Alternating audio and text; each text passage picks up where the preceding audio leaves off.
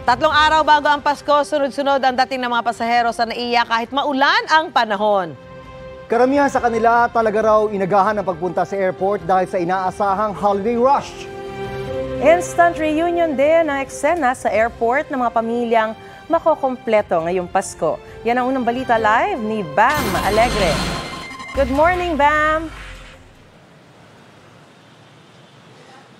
Susan, June, Maris, good morning at isang magang happy holidays. May mga luluwas at meron namang mga uuwi.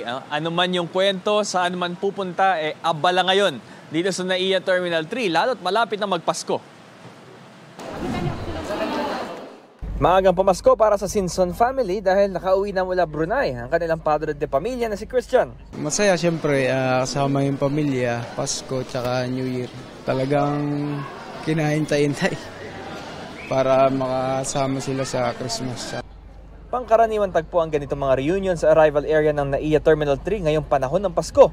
Pero kung gaano kainit ang pagsalubong sa loob ng paliparan, ganoon naman kaginaw sa labas sa departure area.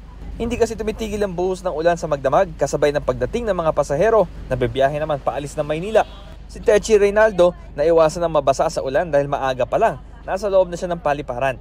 Inasahan na niya ang traffic at holiday rush kaya mas mabuti na maghintay kaysa maabala.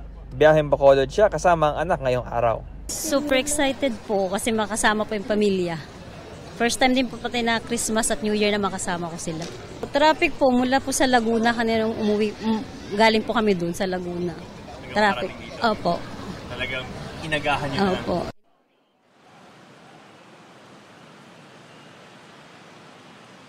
Nananatili yung masungit na panahon dito, makikita ninyo sa ating likuran. No? At marami yung mga sasakyan na humihinto pa ng samantala dahil may mga ihahatid.